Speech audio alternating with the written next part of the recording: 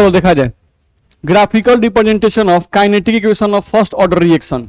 जब हम लोग फर्स्ट ऑर्डर रिएक्शन का काइनेटिक इक्वेशन प्रूफ कर रहे थे, जिस समय फर्स्ट ऑर्डर रिएक्शन का हम लोग काइनेटिक इक्वेशन प्रूफ कर रहे थे, उस समय कुछ ऐसा ग्राफ, ऐसा इक्वेशन आया था प्रूफ करते समय, minus L N A minus X is equal to K T minus L N A. याद करो, ऐसे एल एन ए को हम इधर भेज दिए थे तो आ गया था लॉग ए माइनस लॉग बी, तो हम लोग तो लिखे थे लॉग ए बटा बी, नहीं, फिर उसको कन्वर्ट किए थे हम लोग क्या चीज में, लॉग टू द बेस 10 में कन्वर्ट किए थे, याद है नहीं? तो कुछ इस टाइप का इक्वेशन हम लोग का आता है, ध्यान रखना है जब काइनेटिक इक्वेशन और फर्स्ट ऑर्डर रिएक्शन लोग प्रूफ करते हैं उस समय। तो यहां देखो तो क्या आया है, minus L N A minus X बराबर के T minus L N A आता है।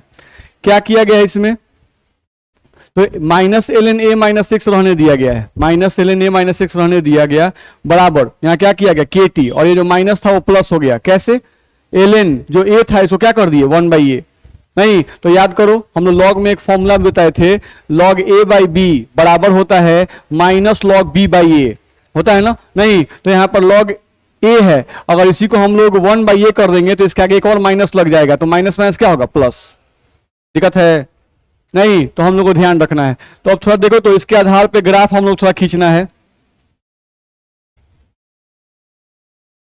ये जो इक्वेशन है, ये इक्वेशन किससे मैच कर रहा है, तो इसको हम लिख रहे हैं y,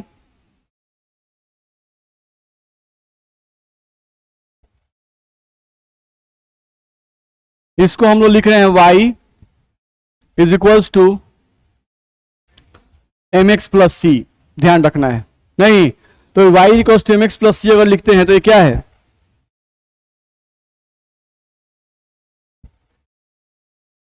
लेकिन ये ओरिजिन से पास नहीं करेगा,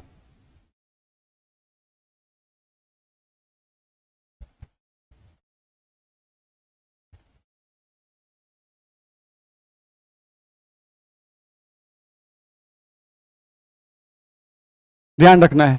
ये आपका है equation of a straight line not passing through origin, ध्यान रखना, equation of a straight line not passing through origin, ये ओरिजिन से पास नहीं करेगा। ये कहां से पास करेगा, तो इंटरसेप्ट से, सी। जब भी हम y equals to M X plus C लिखते हैं तो ग्राफ शुरू कहां से होता है, सी से, इंटरसेप्ट, तो इंटरसेप्ट के जगह पर यहाँ क्या है, एल एन 1 बाई ए, ध्यान रखना है। चलो यहाँ y के जगह पर क्या है जी, minus L N A minus X, तो यही ना y एक्सिस है, तो ये y एक्सिस जो क्या लिखेंगे, minus L N A minus X लिख दिए। चलो यहाँ x एक्सिस के जगह पर क्या है, t, टाइम, तो ये जो लाइन है किसको रिप्रेजेंट करेगा, टाइम को रिप्रेजेंट करेगा। चलो अब यहां पर देखा जाए तो ग्राफ इंटरसेप्ट सी लिखा हुआ है, तो इसी लाइन पर कहीं इंटरसेप्ट होता है, y एक्सिस पर इंटरसेप्ट होता है, तो मान लीजिए कि यहां से यहां तक का जो वैल्यू है, ये वाला वैल्यू, ये हमारा है एल एन 1 बाई ए, ये कितना है, एल एन 1 बाई ए, ध्यान रखना है।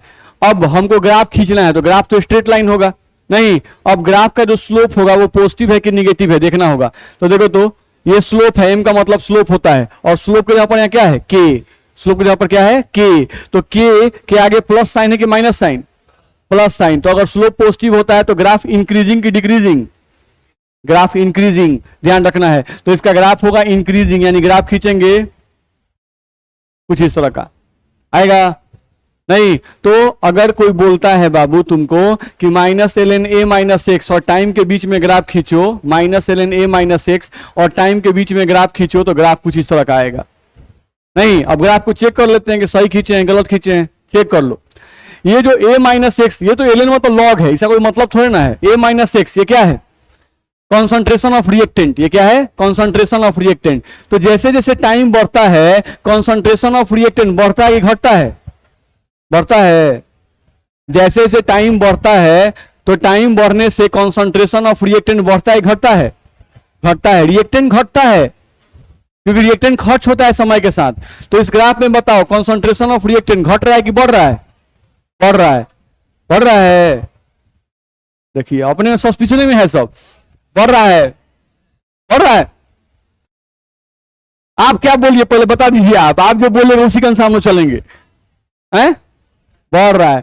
ये कौन सा वैल्यू बढ़ रहा है, निगेटिव वैल्यू की पॉजिटिव वैल्यू, निगेटिव वैल्यू। तो निगेटिव वैल्यू बढ़ने का मतलब वैल्यू बढ़ रहा है कि घट रहा है, घट रहा है, नहीं बस मैं है ना।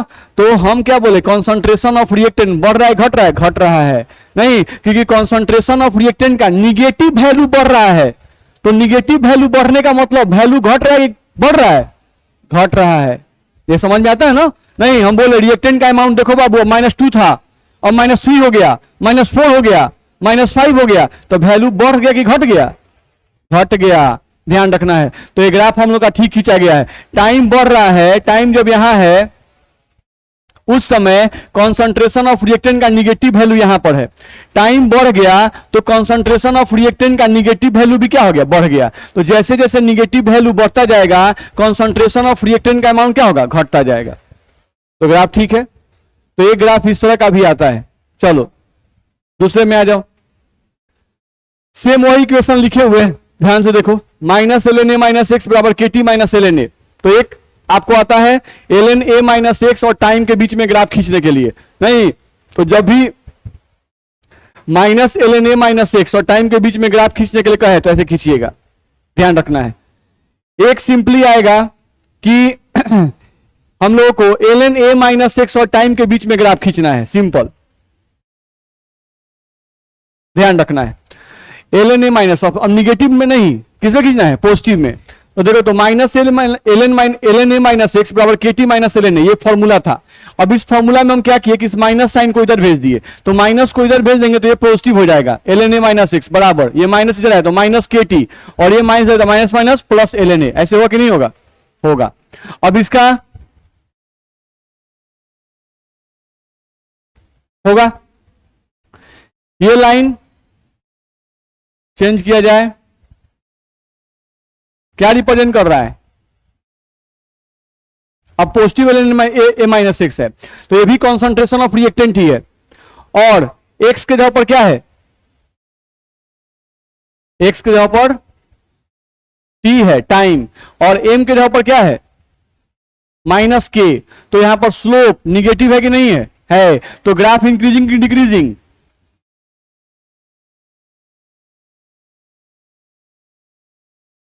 चलो ग्राफ शुरू कहां से होगा? Intercept ln(a). यहां पर इंटरसेप्ट मान लिया कि यहां से यहां तक का जो वैल्यू है वो क्या है? ln(a). अब यहां से ग्राफ ऊपर ले जाए कि नीचे आएगा? तो ध्यान रखना है कि कब कैसे ग्राफ खींचना है, ध्यान रखना है। तो यहां पर हम लोग का स्लोप निगेटिव आया है तो ग्राफ डिक्रीज करेगा। और जो पीछे वाला केस था इसमें स्लोप क्या था? पॉजिटिव था, तो ग्राफ क्या हुआ? इंक्रीज हुआ। लेकिन जब स्लोप पॉजिटिव है उस समय रिएक्टेंट का कॉन्सेंट्रेशन क्या है? निगेटिव है। ध्यान रखना है। और यहां पर देखो, जब स्लोप हम लोग का निगेटिव हो रहा है तो रिएक्टेंट का जो कॉन्सेंट्रेशन है वो क्या है? पॉजिटिव है। ध्यान रखना है। तो अब इसको मिलाओ कि सही खींचे गलत खींचे। टाइम इतना है तो उस समय कॉन्सेंट्रेशन ऑफ रिएक्टेंट यहां पर है। टाइम बढ़ गया तो कॉन्सेंट्रेशन ऑफ रिएक्टेंट का पॉजिटिव मान गिर गया। टाइम बढ़ गया तो कॉन्सेंट्रेशन ऑफ रिएक्टेंट का वैल्यू क्या हो रहा है? घट रहा है कि नहीं घट रहा है? घट रहा है। तो दोनों ही केस में कॉन्सेंट्रेशन ऑफ रिएक्टेंट घट ही रहा है। जो पहला केस खींचे उसमें भी कॉन्सेंट्रेशन ऑफ रिएक्टेंट घट ही रहा था और इसमें भी कॉन्सेंट्रेशन ऑफ रिएक्टेंट क्या हो रहा है? घट रहा है। बोलो दिक्कत है?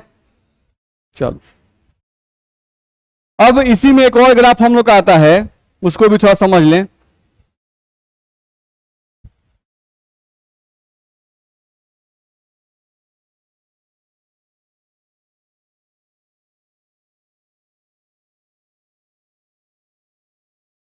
ये इक्वेशन हम लोग का है। इसमें हम लोग क्या कर रहे हैं कि माइनस को मान लो इधर भेजते हैं।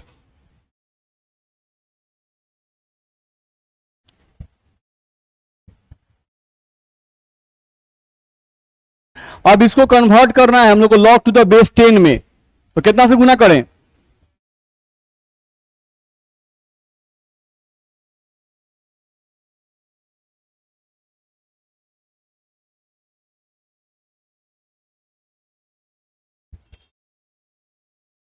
यही होगा। अब हम लोग क्या कर रहे हैं कि 2.303 से पूरे इक्वेशन में डिवाइड कर रहे हैं।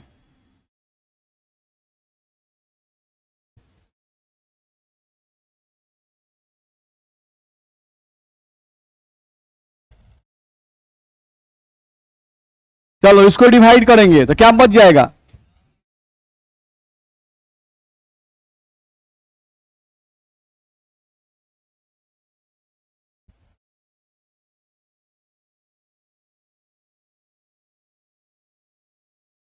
बनेगा, केयर करना है। तो ये भी है y is equal to mx plus c के फॉर्म में।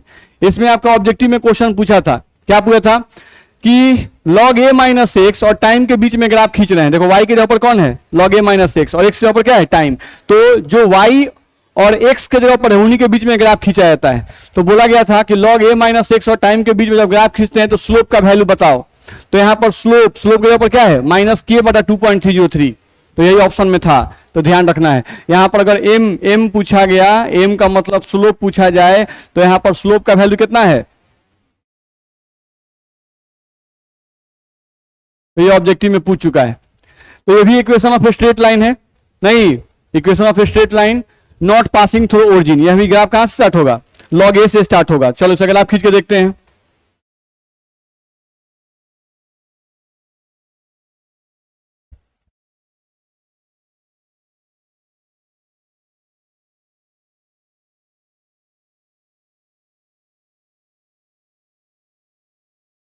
देखा जाए y के जगह पर log a माइनस एक्स, ये सब ग्राफ आपका पूछता है, इसलिए थोड़ा ध्यान रखिएगा। इसके जगह पर एक्स एक्सिस जगह पर टाइम, ग्राफ स्टार्ट होगा इंटरसेप्ट c। इंटरसेप्ट कहां होता है, y एक्सिस पे, log a।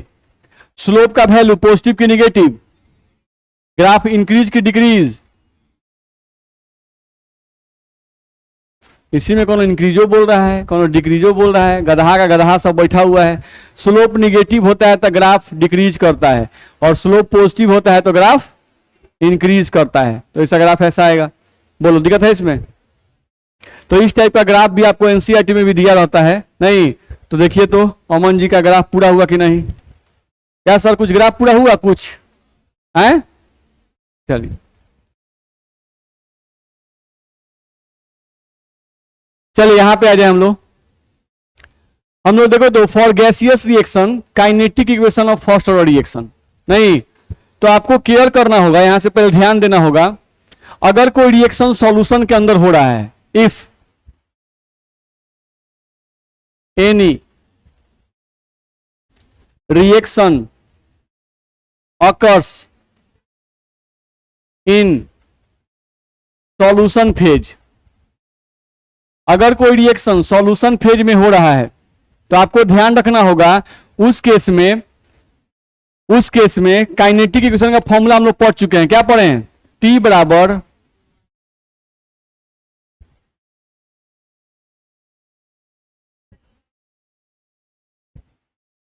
यही होता है log a बटा a माइनस एक्स। कब, जब रिएक्शन सॉल्यूशन फेज में होगा तब ध्यान रखना है, नहीं क्योंकि यहां पर ए का मतलब होता है कॉन्सेंट्रेशन ऑफ रिएक्टेंट, और कॉन्सेंट्रेशन का एक्चुअल मतलब होता है मोलारिटी, और मोलारिटी का मतलब होता है मोल पर लीटर होता है। तो मोल पर लीटर यानी 1 लीटर सोल्यूशन में कितना मोल सॉलिड प्रेजेंट है, तो देख रहे हो इसके वर्ड में आ रहा है सॉल्यूशन, ध्यान रखना है। तो जब भी कोई रिएक्शन अगर सॉल्यूशन फेज में होता है तो उस समय काइनेटिक इक्वेशन निकालने का ये फॉर्मूला होता है, ध्यान रखना है। फिर यहां पे आ रहा है for gaseous reaction kinetic equation of first order reaction, तो ये हम लोग पढ़ चुके हैं। अगर रिएक्शन गैसियस फेज में हो, अगर रिएक्शन गैसियस फेज में हो तो यही फॉर्मूला लिखने का तरीका देखो क्या हो जाएगा, T बराबर 2.303 अपॉन के लॉग P1 बटा P1 माइनस एक्स। अब यही फॉर्मूला कुछ ऐसे लिखा जाएगा, ध्यान रखना, जहां पर a था वहां पर P1 आ जाएगा, a माइनस एक्स पर P1 माइनस एक्स लिखा जाएगा, सब कुछ वही है। P1 का मतलब होता है इनिशियल प्रेशर, और P1 माइनस एक्स का मतलब होता है remaining pressure.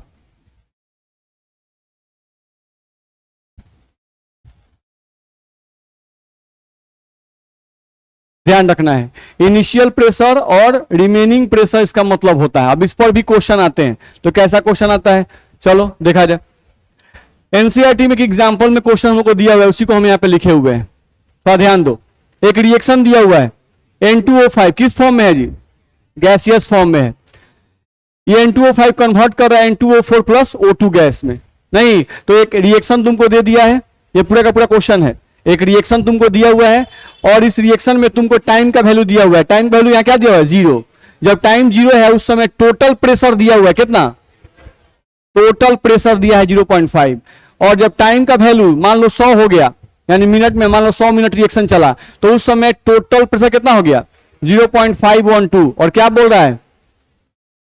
Calculate rate constant. हम लोग को रेट कांस्टेंट का वैल्यू निकालना है। नहीं तो निकाल सकते हैं। देखो ऐसा क्वेश्चन दिया रहे तो सबसे पहले जो रिएक्शन लिखा हुआ है उस रिएक्शन को उतार देना। 2N2O5 गैस कन्वर्ट कर रहा है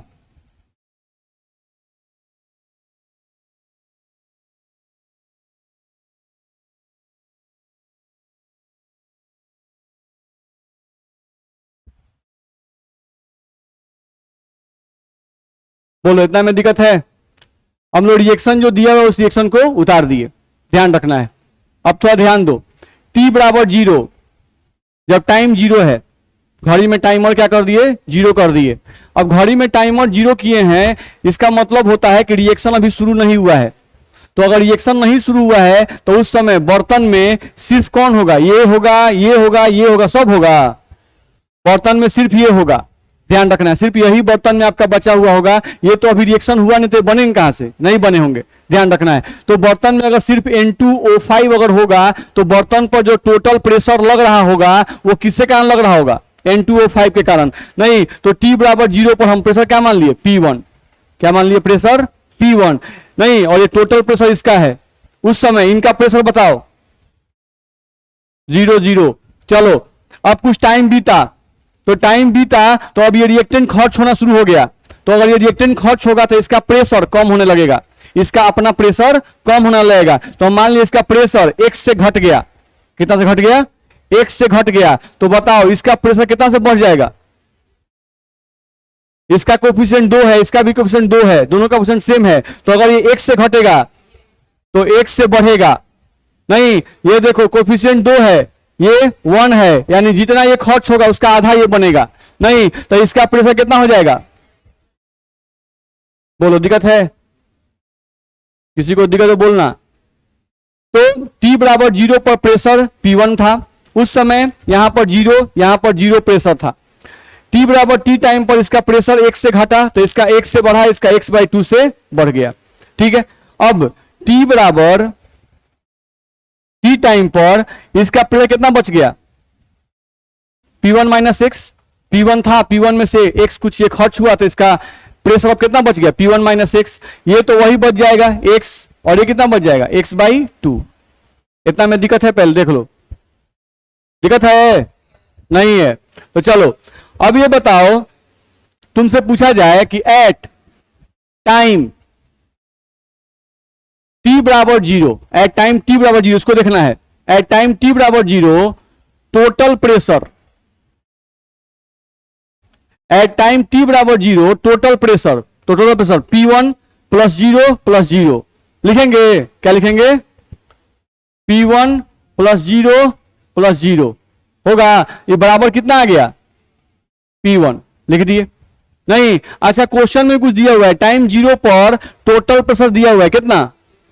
0.5। तो ऐसा नहीं लगता है कि यहां से P1 बराबर, अगर अकॉर्डिंग टू क्वेश्चन लिखें, अकॉर्डिंग टू क्वेश्चन अगर लिखा जाए तो ऐसा नहीं लग रहा है कि P1 बराबर वैल्यू कितना होना चाहिए? 0.5। तो P1 का मान तो निकल गया 0.5। नहीं, चलो अगले पॉइंट पे आते हैं। एट टाइम t, तो एट टाइम t का मतलब 100 मिनट। नहीं, t बराबर t टाइम, तो ये t बराबर t टाइम का मतलब कौन सा टाइम है? कौन सा टाइम है बोलो? 100। नहीं तो पहले इसके अनुसार निकालो, t टाइम पर टोटल प्रेशर कितना बच गया है? तो ये बच गया है P1 माइनस x। तो लिखो यहां पर एट t बराबर t 100 मिनट पर, 100 मिनट पे टोटल प्रेशर, टोटल प्रेशर, तो टोटल प्रेशर हम निकालना चाहते हैं बराबर क्या क्या हो जाएगा? प्लस x, प्लस होगा x से x कट जाएगा, हम लोग को आ जाएगा P1 प्लस x/2 आएगा।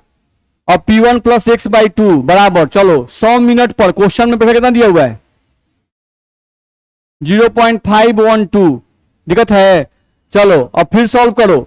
यहां बताओ P1 का जो मान आया है वो ऊपर तुमको आ चुका है, कहते ना 0.5, तो यहां मान रखो 0.5 प्लस क्या रखोगे, बराबर में क्या रखोगे, चलो x/2 का मान निकालना है, तो x/2 बराबर क्या करेंगे, होगा, चलो x/2 बराबर कितना आएगा 0.012, x का मान निकालना है, बोलो कितना आएगा 0 पॉइंट आएगा। x का मान निकला कि नहीं निकला, निकला। चलो अब तुमको कौन सी निकालना है, रेट कांस्टेंट। ये बताओ रेट कांस्टेंट के का फॉर्मूला क्या बताया गया है,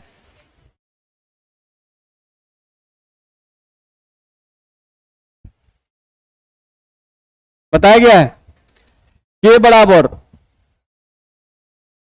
टी का मान कितना रखेंगे 100 रखिएगा, जीरो मत रख दीजिएगा। क्वेश्चन नहीं बनाने का मन करे तो जीरो रख दीजिएगा, बस में रहे नहीं तो लॉग। चलो P1 का मान,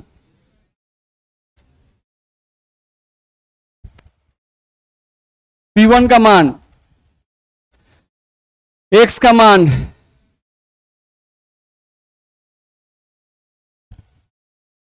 अब सॉल्व होगा, समझ में आ रहा है कैसा क्वेश्चन आएगा, नहीं तो अगर प्रेशर वाला क्वेश्चन होगा तो प्रेशर वाले क्वेश्चन में इतना पार्ट क्वेश्चन का दिया रहेगा, बाकी आपको अपने से सॉल्व करते हुए बनाना है। देख लीजिए इस क्वेश्चन में कहीं कोई प्रॉब्लम हो तो बोला जाए। समझ में आया कि नहीं, एक बार देख लीजिए बढ़िया से।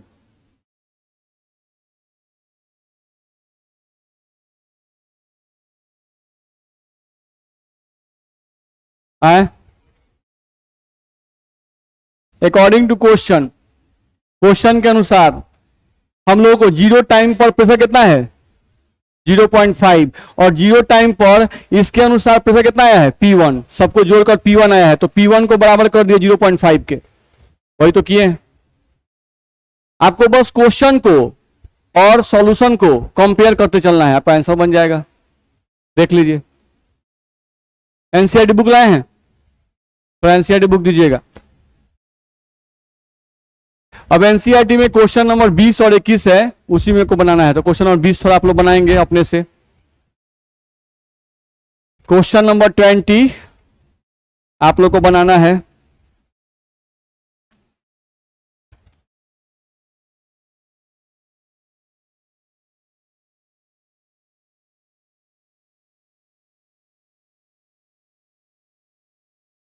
चलो एनसीईआरटी का क्वेश्चन नंबर 20 देख रहे थे नहीं, तो क्वेश्चन नंबर 20 में देखा जाए तो इसमें दिया डिकम्पोजिशन ऑफ एजो आइसोप्रोपेन, हम रिएक्शन यहां लिख दे रहे हैं।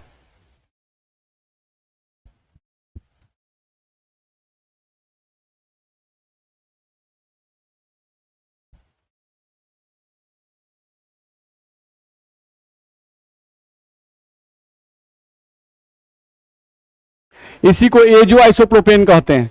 एजो का मतलब होता है नाइट्रोजन नाइट्रोजन में डबल डबल बॉन्ड होता है, नाइट्रोजन में डबल बॉन्ड क्या बोलते हैं उसको एजो, तो ये एजो और ये है आइसोप्रोपेन, ये भी क्या है आइसोप्रोपेन, तो एजो आइसोप्रोपेन दिया हुआ है, देख लिए।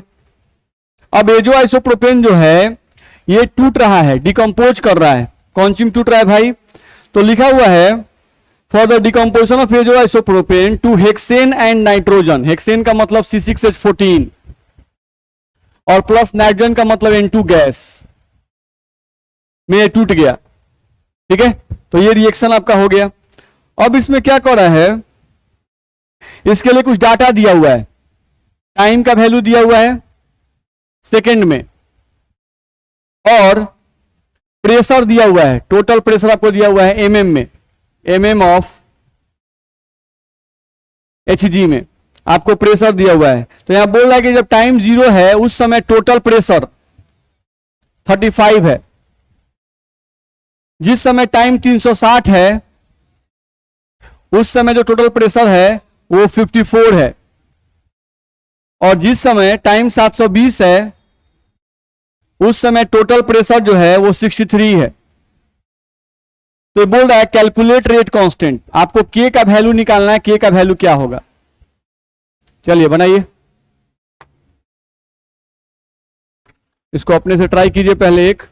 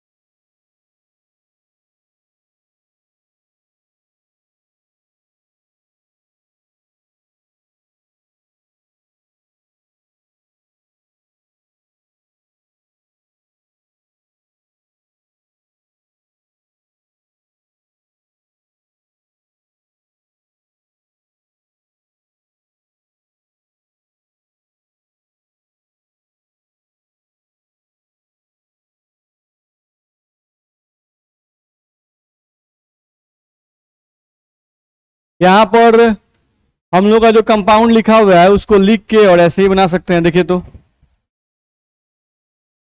हम लोग का यहाँ पर दिया हुआ है N डबल बॉन्ड N, और इधर दिया हुआ है CH3 यही दिया था। फिर इधर दिया था ऐसे ही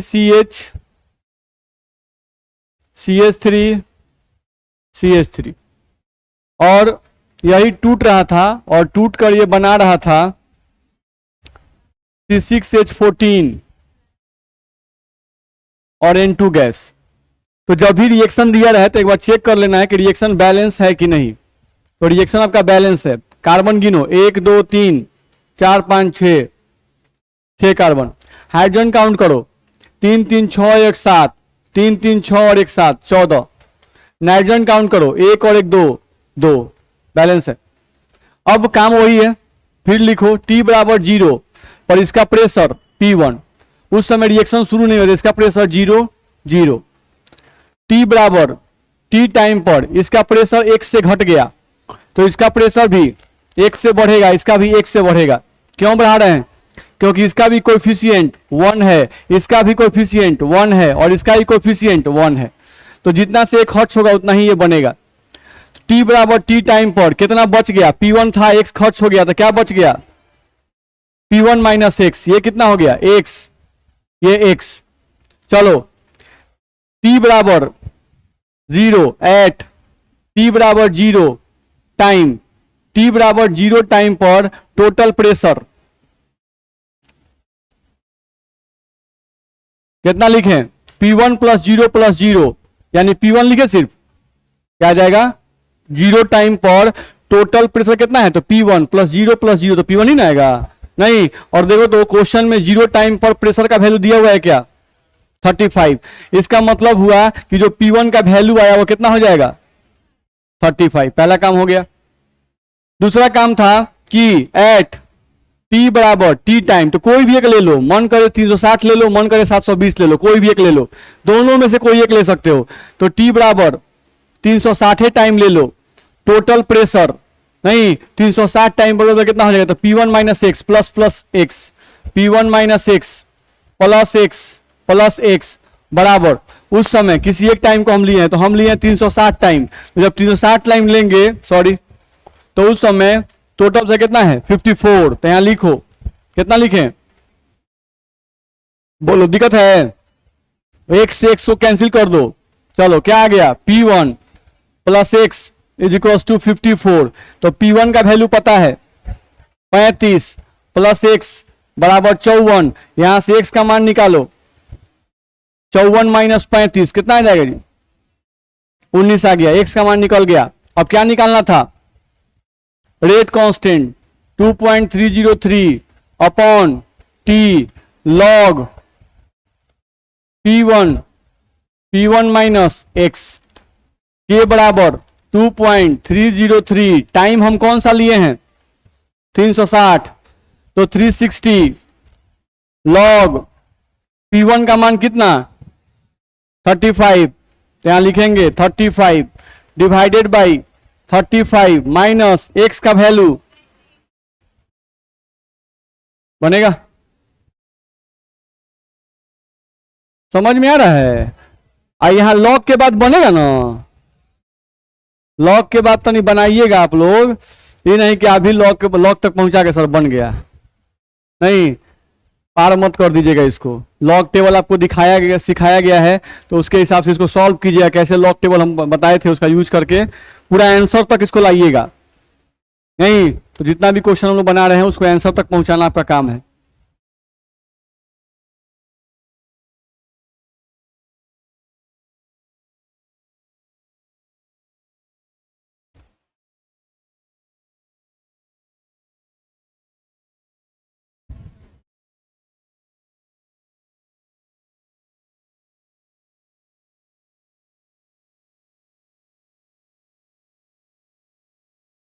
अब इसी का क्वेश्चन नंबर 21 आप लोग बना के लाएंगे, ठीक है? क्वेश्चन नंबर 21 जो है उसको आप लोग बना के लाएंगे। तो आपका होमवर्क हो गया ये। बोलिए। किसका क्या पता, देखना पड़ेगा।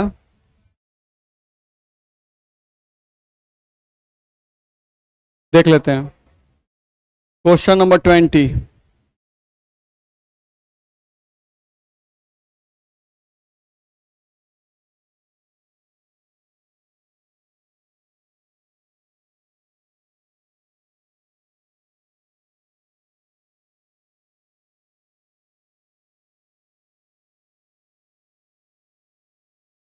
2.2 गुना 10 का पावर -3। ठीक है, आ ही रहा है। तो इस तरह क्वेश्चन नंबर 21 बना के लाइएगा आप लोग।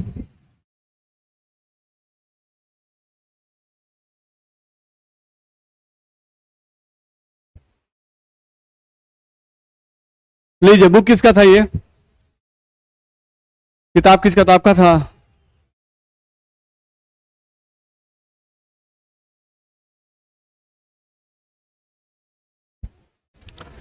तो इतना क्वेश्चन आप बना के लाएंगे। अब अगले क्लास में आगे बढ़ेंगे, जीरो ऑर्डर रिएक्शन कंप्लीट करेंगे।